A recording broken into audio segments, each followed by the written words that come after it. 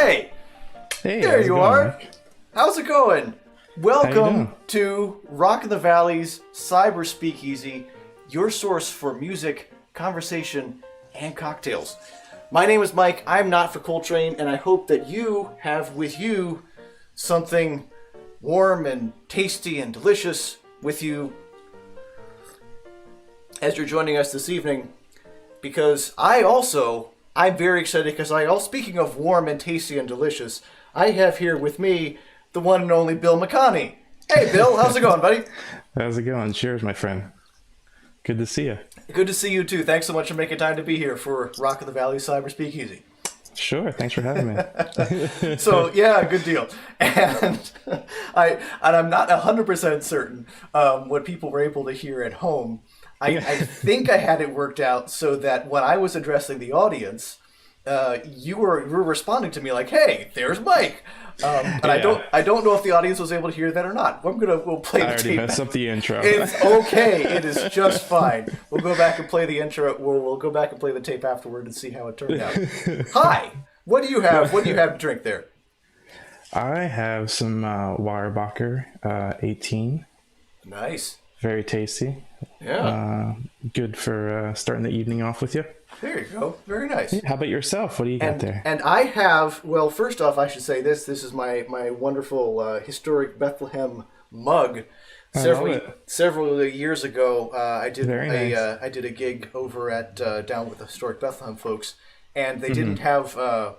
didn't have funding to be able to pay all the musicians, but they were able to provide some merchandise, which is cool. So I'm like, hey, this is nice. mugs are great. Yeah. Mugs are really nice, and this is a really nice It's nice really mug. well made, So yeah. I mean, so yeah, historic Bethlehem, very cool. And I was trying to think of something that would be appropriate for like this sort of cold gray day, and like, hey, something warm would be nice. And we're sort of getting into the holiday. We're on the cusp of the holiday season. So what I have here is actually it's mint tea. Oh, But then it's sweetened with brown sugar because I ran out of white sugar. So brown sugar, and I got a couple cinnamon sticks in here, and some vanilla, and some fresh grated nutmeg. I'm like, this is going to have sort of like a warm, it's very festive. holiday, yeah, kind of a festive drink. And it turned out not bad. So there you go. Very nice. Great mug. I love the mug, so yeah, that's very cool. So shout out to Historic Bethlehem, and there is in fact a live music that's going to be happening at Historic Bethlehem, and I'm sure that Ralph Pagano has been posting about that over at Yes, Christmas in the Quarter. Christmas in the Quarter and all the cool things that he's been doing. And Ralph's website, which I'm blanking on, is Voices in the Valley. Voice of the Valley. Thank you, Bill. Yeah, So, he's yeah. a great guy. He is a good man. So, and he also is one of the hosts here on Rock in the Valley, so people should definitely check that out as well. So, yeah, Bill, I think a lot of people do know about McConney and all the cool stuff you do. Graphic designer, in addition to being a very talented guitarist and singer and I appreciate songwriter. that. So I'm happy that you're here with us this evening. Yeah. What do you? How would places that sort of the music scene that you're a part of, or how people might have run across you before? Oh, right, that guy.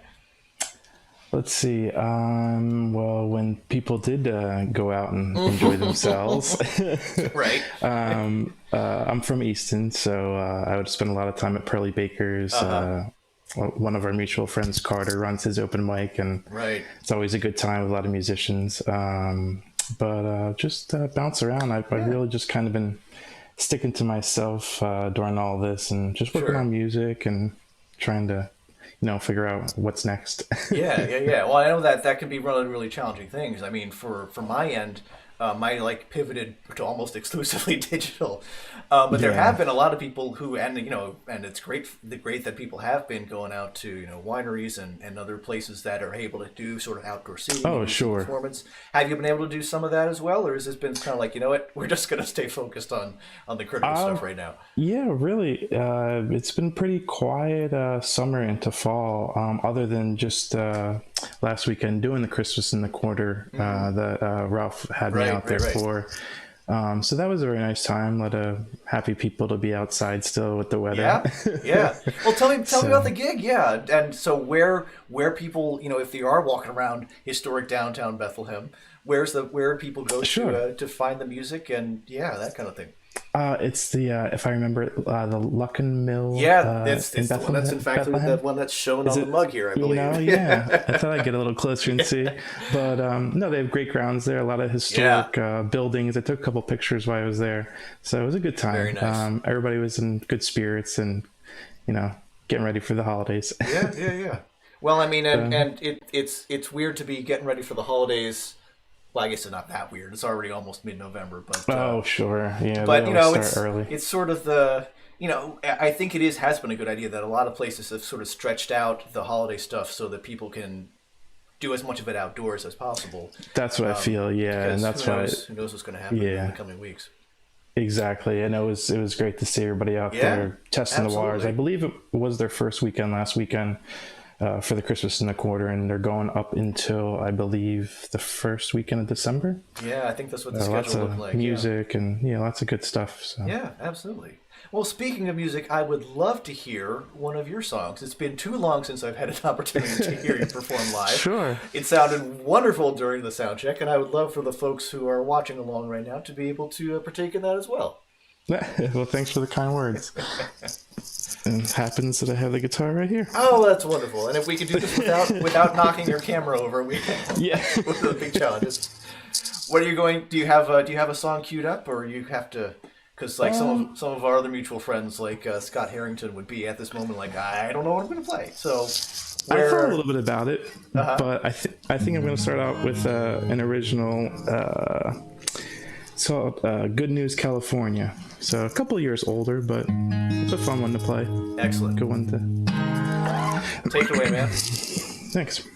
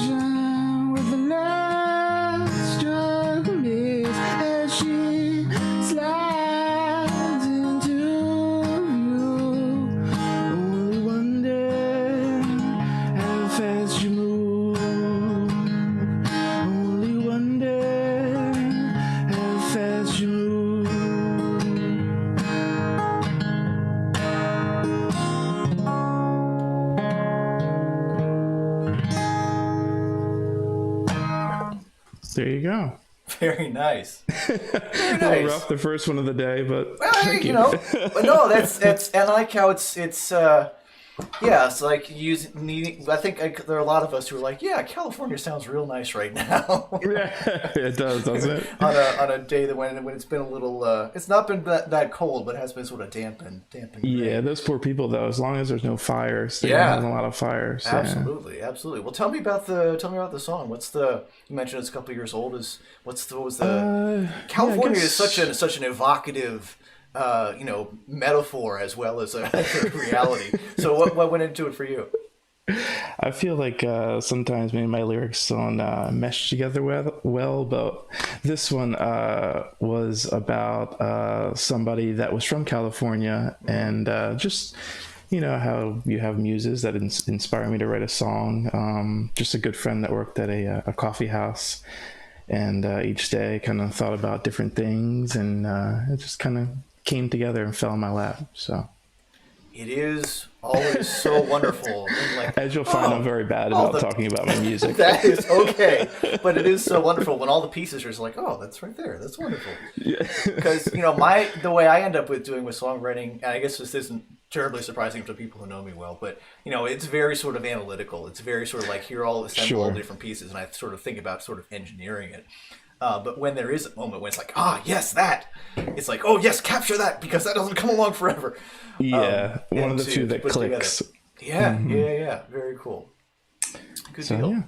Excellent. Well, and so you mentioned that we're all living in this new reality of limitations in terms of how we can gather in person and how we can do gigs.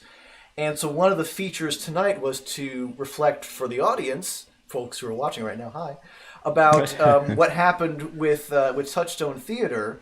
I've been working with Touchstone Theater for, I guess, close to a year and a half now, with doing various things. It seems like they very quickly embraced me as part of the family. They're like, hey, this guy's willing to put in time and do stuff. All right, let's go.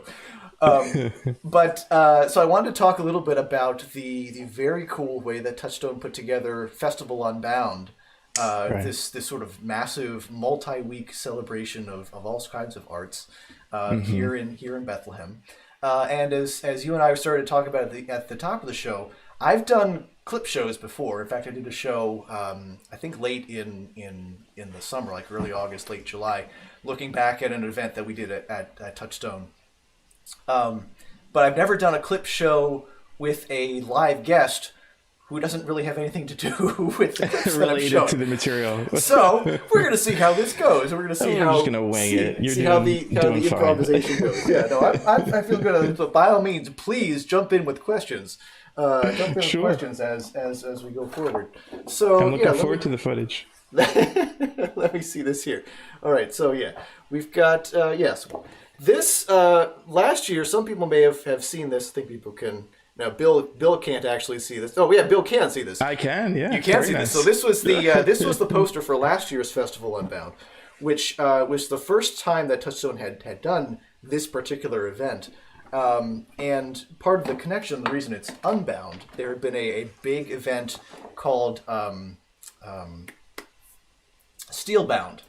About 20 years earlier, this sort of marking the end of Bethlehem Steel and sort of, finding the way through art to sort of come to grips with how Bethlehem as a town was changing. And they wanted to do something big in related to this anniversary, so they came with this idea of a festival Unbound. And for about 10 days in October of 2019, it was like, whatever we can do to turn the city inside out. And so there was theater, there was stuff going on every night, there was music.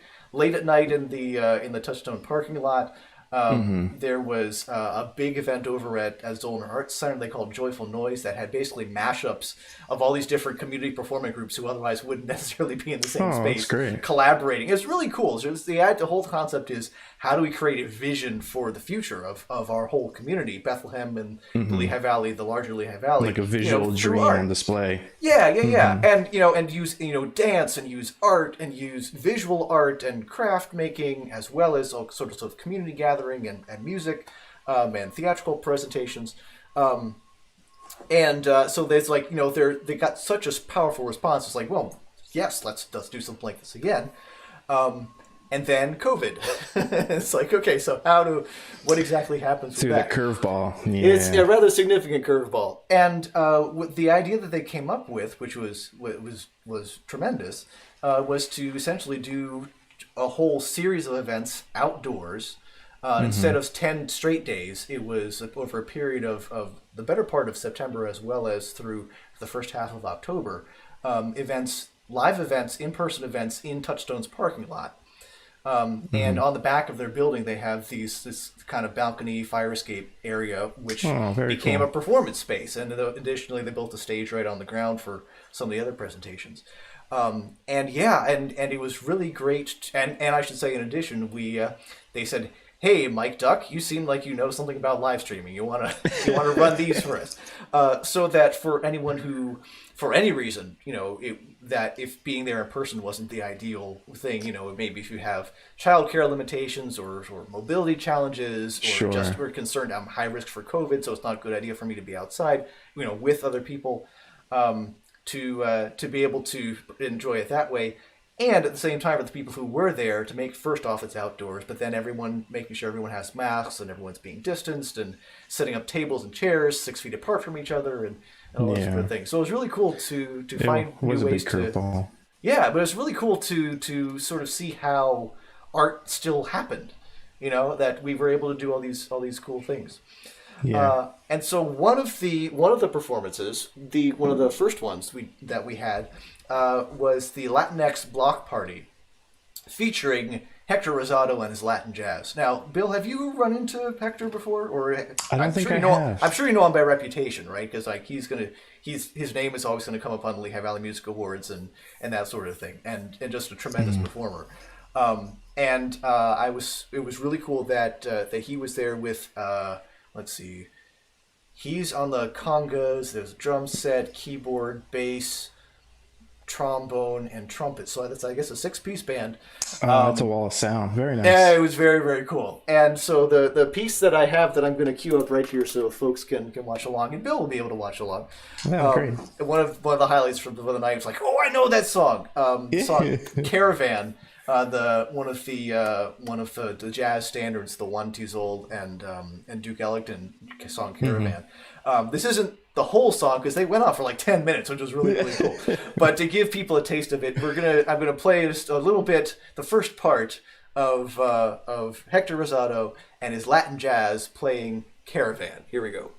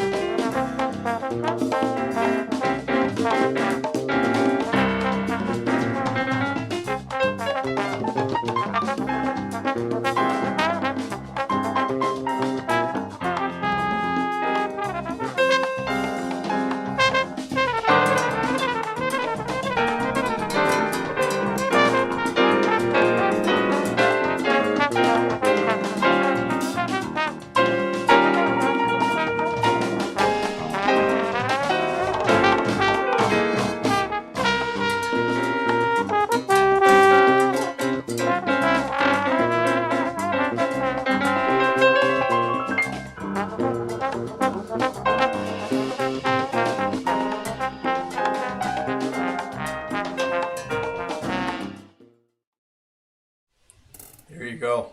Right? How cool is that? That was really good. They're all all very Yeah. talented. Oh yeah, and yeah, and I'm like, yeah, it's such a. And well, at first, I should say, do you know? Are you familiar with that song? Oh, the song, yeah, but not Hector. I don't really know him Okay. too well. Yeah, no, I mean, but I think I first really learned about Caravan when my kids' jazz band over at Northeast Middle School had it as one of their selections, and so, but yeah, ever since then, it's like, oh yeah, that's pretty cool. Yeah. Yeah, so it's a good deal, and yeah, so I mean, and Hector and the band just played all night. They had three sets of, and they went from, I don't even remember what time it was, but it was quite a lengthy time for them to be playing, and they did just an amazing job. That's great. And the Yeah. horns on the balcony. Yeah. Very Yeah, nice. yeah, right. You could, there was a shot in the middle. You could kind of turn the camera around. You could see a little bit about how everything was laid out. Depending how things go, I do have more footage of Hector and his band. I want to show another clip from another performer before we get to that. We'll see, and maybe we'll have some more live music for you, or depending, you can be the judge of how we make things go. But yeah, so over the course of the whole event, it was a lot of really creative ideas about how do we respond to the current situation, as well as how do we use the materials and sort of the circumstances. So one of the next event after the Latinx block party was called Medical Workers Speak Out. And a number of medical professionals were able to just tell their own stories. And in some cases, it was people who had been working specifically with COVID patients. In a lot of cases, it was just, this is what it's like to be in this world right now. And, how do we find ways to respond to that? And so there were so many stories of that were so powerful. One of my favorite events was called Rumination, which was a walk. And there was audio that went into the headsets of all the people who were going on this walk together. As we came through the city, and the sort of the voice responded to what we're seeing. Matched to where you were. Yeah, and it was really, really, really well done and very, very creative. And another one of the pieces called Aloud, which was another the folks at Touchstone. Was working with some LGBTQ plus kids from a center over in New Jersey, essentially over Zoom, and sort of doing theatrical work and that writing monologues and embodying like a pencil on the table, and it was so cool to sort of see all these different ways that people are sort of reaching out and like, yeah, this is the reality that we have. And then what can we do with this? And that if there are limitations in it, how can we use that limitation to kind of make art? And to me, both of those examples were really, really cool. Like, wow, that's excellent. That was amazing. Yeah, one of the events that essentially was in a lot of ways a continuation from last year was Homecoming. There was an event called Homecoming last year, and it came back again for this year's festival. I'm breaking things over here. Festival. So Homecoming was intended as very much was a celebration of the Black and African American community here in the Lehigh Valley. And that the idea of homecoming is something that has a lot of cultural resonance in the larger Black community, and especially after the summer we've had, right, with people asking a lot of really important questions about big questions, justice and what is and mourning a lot of the really horrible things that have happened, and also finding ways to be inspired by the way that so many people were moved to be like, yeah. I'm aware now of a reality that I wasn't before, or that I wasn't aware in the same way as I am now. So it was really cool. And so part of the event was a candlelight vigil for everyone from, the people who were murdered essentially on slave ships, up through much more recent injustices. And also very much an element of celebration and sort of a call to action, like how do we do this? And the musical part of it was Bakithi Kumalo, and I think Bill, you've heard my bit about Bakithi, but if folks who are watching I am a big fan. But I mean, when you hear the guy play, you're like, oh my word, yes. The way that most people would have run into Bakithi before is the song "You Can Call Me Al." Yeah. Paul Simon song, which I'm sure most people are familiar with. That amazing bass solo in the middle, that's Bakithi. Yeah, it's not Chevy Chase. It's not Chevy Chase. No, it's not Chevy Chase. And Bakithi was living in South Africa when Paul Simon came through and was recruiting musicians, and someone said, "Hey, you should check this guy out." And they got connected and made some great music. Absolutely, yeah. So all over the Graceland album, but also ever since then. And there's so many great performances. I really love the. I think it was probably like 10 years ago now. Paul Simon did the concert in Hyde Park in London. And oh man, and so that's Bakithi right there in front of all those people. and he was there also then for Homecoming at Festival UnBound, which was very, very cool. He was not with Paul Simon. Paul Simon has retired from touring, but Bakithi had put together a trio, a keyboard player and a drummer. And they were, again, playing all night. There were speakers and lots of other things happening over the course of the night at Homecoming, as well as some folks from local Black-owned businesses and cool things like that. But it was really cool to hear the music that Bakithi and friends were putting together all night. And one of my favorite moments was when they did their very jazzy version of the Marvin Gaye song "What's Going On." Oh wow! Oh yes. Please tell me you have that footage. I do have that footage. I wouldn't have sold it if I weren't about to play it on you. Not a tease. So let's and this isn't because they're jazz musicians and they can just stretch it and jam it. Sure. So this is not the entire song. It starts right about in the middle, but I wanted people to be able to see the part where Bakithi starts soloing on Marvin Gaye's "What's Going On." So here we go. All right.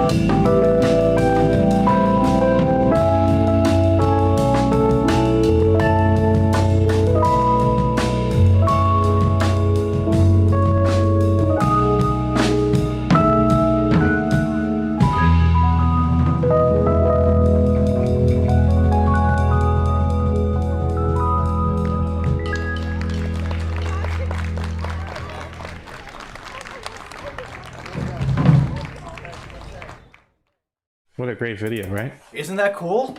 I'm like, oh, so talented. When they got to that bridge too, the drummer, all of them were so tight. Yes. Oh, and I love that too. And I didn't have a chance to watch it as closely. And it's also, every time you look at something like this, you notice different things. But I love how they just glance at each other. And it's like, yep, that's the thing. Yep. And they just go on the next part. Yep. Right. And they're right on it, and they're so tight. Yeah. So that was such a great performance. So yeah, very, very cool. Very nice. So and I'd be remiss if I didn't mention, and so for Bill's benefit and everyone else's benefit, is that all of these live streams for all of these, there were 8 events that were part of Festival UnBound. The walk that I talked about, that wasn't a live stream because it didn't really make sense with everything else. But all of the others, if you check out Touchstone Theater on YouTube, you can watch all of those live streams. And links to the Latinx Block Party and the Homecoming event, the ones that I'm showing clips from this evening, are in the description. So down below on YouTube, if you're watching this on, of course you're watching this on YouTube. Where else are you watching it? And I should point out that folks can go over to touchstone.org. Let me hold this so people can actually see it. Touchstone.org/unbound2020-donate. Touchstone.org/unbound2020-donate to support the really cool cultural, all of the things that are happening over at Touchstone Theater. So definitely check that out. Very cool. That link is in the description as well. And I'm hoping to have folks from Touchstone to join me on this show in the next couple of weeks, because they're very, very deep working on Christmas City Follies. Okay. Have you ever gotten to see Christmas City Follies? I don't think so. No. So it's one of these great Bethlehem traditions, and I think it's something like 20 years old now. Oh, wow. And if I had the Roman numerals in front of me, I'd be able to tell you exactly how old it is. But I believe it's more than 20 years old. It's basically sort of it's a variety show, a comedy variety show. That they write a whole brand new show every year. Oh, wow. For the holidays, and it's one of the really Touchstone. Well, it's one of the Touchstone events for Touchstone Theater, right? One of these sort of the essential traditions, and again, finding a way to pivot and do it virtually this year. And so essentially, they're making a movie on the fly, and so I'll be helping with the video debut of that coming up in later December. But definitely, everybody should go to touchstone.org.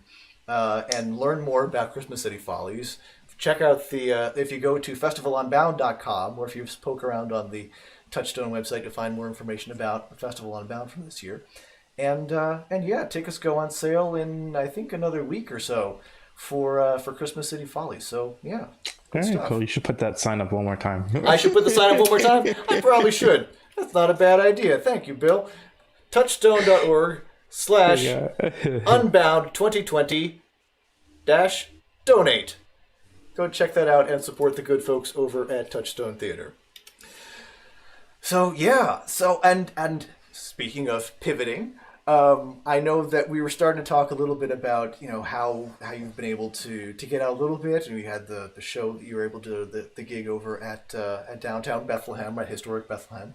But I know that also there's some, we can't be going out to open mics the same way that we had been, which was, of course, where I would have usually been running into.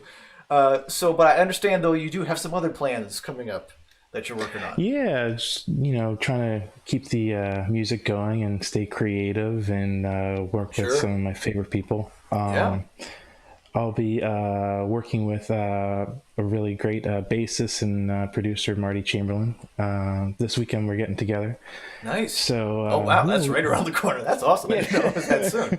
And people may know I'm really excited for that. Marty Chamberlain is part of Acoustic Kitty. Acoustic Kitty project. Right? So people may know. Maybe people may know Marty's work from his work with Carter Lansing and Acoustic Kitty project. That's very cool. He's a great bassist, great person. Yeah, really excited, really grateful to work with him. So that's excellent. So so starting a couple of songs, tracking some songs this weekend, and go from there. Good deal. So full-length album, EP. We're just gonna get started and see what happens. nothing really planned. we're picking. I said, what's your favorite ones, and we'll go from there.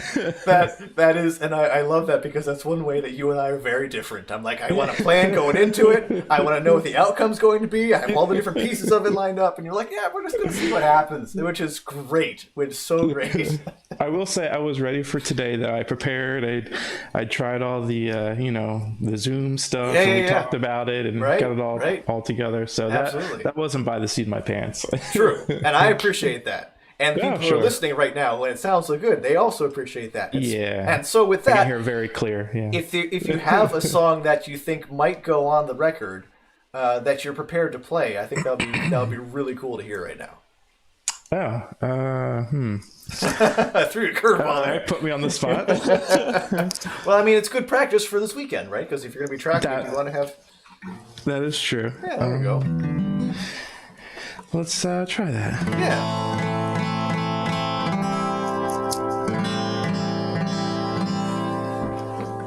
Yeah. This one's newer. It may go on there. We'll see. This is called The Stone.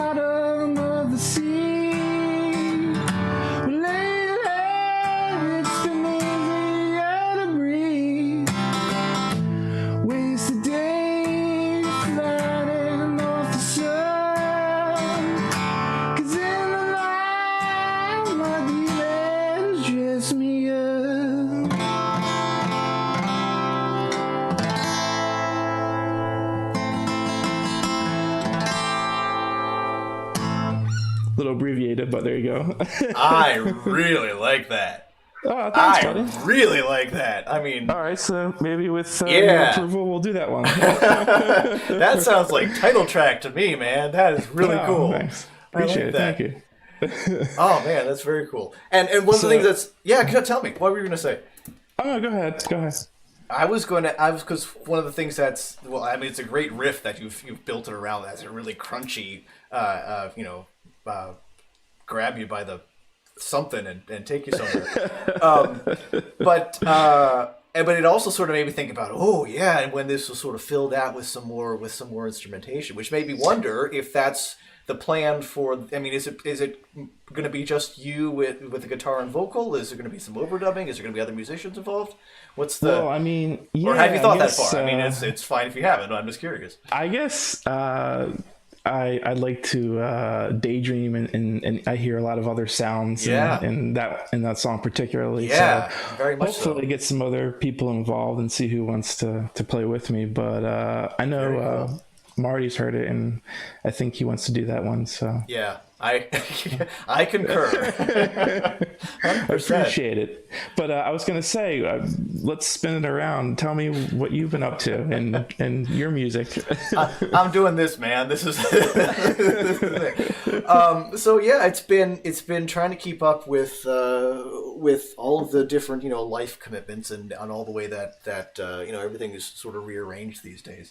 Yeah. And like I mentioned before, that a lot of it is pivoting to doing stuff online. So I had started doing this Coltrane Tuesdays webcast a while ago, and I went for a full year, actually a full year plus a couple weeks, and then I took a couple months off, and then it was in November of last year. I said, all right, season 2 starts, and I've done every single Tuesday at 12:30 in the afternoon over at initially just on the Not For Coltrane Facebook page, and then we got sort of folded into being part of the Rock in the Valley lineup as well, so that's pretty cool. And I've been coming up on episode 52, the final Very episode cool. of the Coltrane Tuesdays second series. Then I'm going to take a little break from that. But this show, the Cyber Speakeasy show, is going to continue through the end of the year. So Very the Tuesday before Thanksgiving is going to be the end of the Coltrane Tuesdays thing for a bit. But the Cyber Speakeasy is going to keep going on Thursday evenings now through the end of 2020. So, yeah. Boy, you sound really bored. No, the thing is, I make these commitments, and I'm like, well, I told someone I was going to do it, so now I got to do it. Yeah, and that's great. You do a great job, and Thank you, sir. I know everybody appreciates it when you have them on, and all the information that you tell everybody. So I really appreciate it. Thank you, man.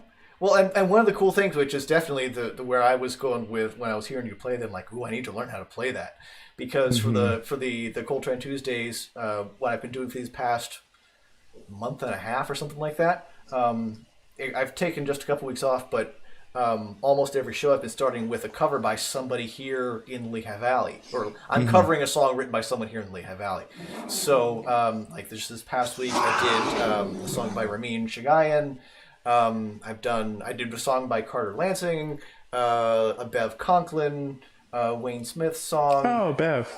Yeah, I know, right? So it's like, yeah. So one of the songs from her new her most recent album, the Garage Sessions, and a song by Cass Noel, and a song by Bronze for Birdie, May from Bronze for Birdie, and so all these really cool people. I'm like, and so that's very much what I was hearing when I was hearing your song. I'm like, yes, okay, I'm going to then now listen to this recording that I have because he was on the show, and then I'm going to learn how to play that, and we're going to go from there. It's very easy. But sometimes that's all it is.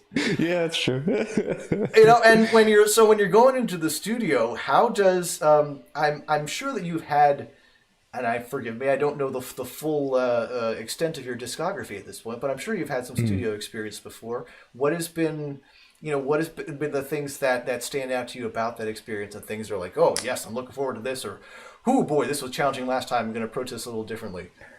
I think the biggest thing is probably when I was in the group The Rue a few years back. Sure. We went into a studio up north, Red Rock Studio.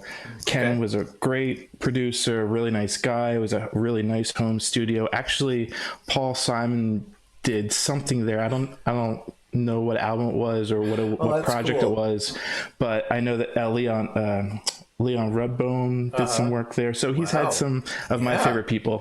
Anyway, all right. Getting back to, I guess I was just really nervous walking into that studio atmosphere. Oh, sure. Yeah. So probably just that. And I feel this time around, like I already feel comfortable, going over stuff with Marty. Sure. So I think it's just being comfortable is like the biggest thing for me, because I don't want to clam up and Yes. not put out something that I'm happy with. So yeah, I can do that. I tend to do that. It's hard. It's hard too. It's like it's just and having to get out of your head like, oh man, this is being recorded. There's a permanent record of this performance. Yeah. And to be able to kind of set that aside and like, nope, we're gonna do this a bunch of times. Any one of them might be fine. We'll see what happens. But I told Marty, I was like, hopefully I'll just get it on the first take, because then I'll think about it too much, and then after I think about it, it will just evolve as we go on. Right. Well, that's happened with some famous recordings. Is like they put down a scratch track, and for people who are not familiar, the scratch track is sort of the initial version. then you sort of layer the other instruments on top of that. It's what is sort of the guide that everything else is recorded to. And frequently, you record the scratch track with the idea like this is not going to be part of the final recording. That's why it's it's going to get scratched out, right? We're going to re-record the vocals, or we're going to re-record this rhythm guitar part. But there have been some, and I don't remember off the top of my head, but there have been some where the scratch vocals just was raw, and it was real, and the emotion was right there, and it was just so much, And then when they went back and tried to recreate it, it just wasn't. Lost magic. It. That's exactly what I'm worried about. I don't think you need to worry. I'm really excited. It should be a lot of fun. That's very, very cool. And so you say you're going to be working on this. I guess it's over a period of weeks and months. Yeah, I guess over the fall and the winter. Like there's no really rush, and just kind of having fun and just kind of learning, because the studio is still fresh to me. So I want to absorb as much as I can. Absolutely. Well, I look forward to hearing it. I look forward to hearing how the process goes. So we definitely have time for you to do another live song if you're up for it, because that would be really, really cool. Oh, are you sure? Or do you have another clip lined up? Well, you know what? I wouldn't mind hearing Hector. You're the guest, so I will respect that. Yes, so we can do another one from Hector. One of the things that we did, and we tried to sort of mix this up as much as we could, but the wonderful Bill George. I'm not sure if you've met Bill, one of the co-founders there over at Touchstone. Okay. Great actor and just very, very creative. And he's been doing a lot of videography recently, which is also cool. So during a few of the songs, during a couple of the musical performances, he took his camera, and his camera was actually wireless. Like it transmits a Wi-Fi signal, which is pretty cool. Now there's a little bit of a delay, which if musicians like you or me may be able to tell that what's happening on the screen doesn't quite line up with what's there. But yeah, so this additional clip from Hector's performance from Hector Rosado and his Latin jazz, a large portion of it is Bill with our as the roving camera getting close-ups on members of the band. When Hector and the folks were playing. So I'll put that up just for you, Bill. Just for you, Bill. Let's put that up. All right, here we go.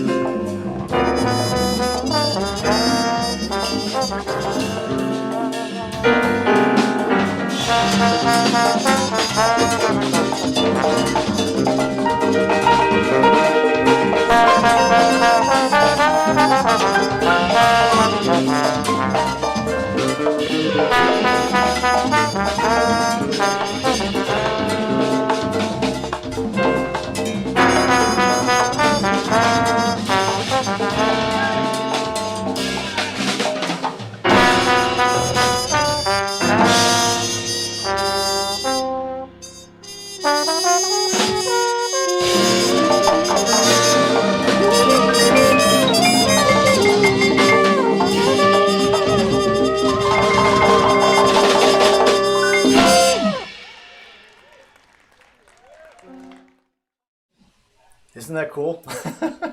Yeah. I'm in awe when I see real musicians play like that.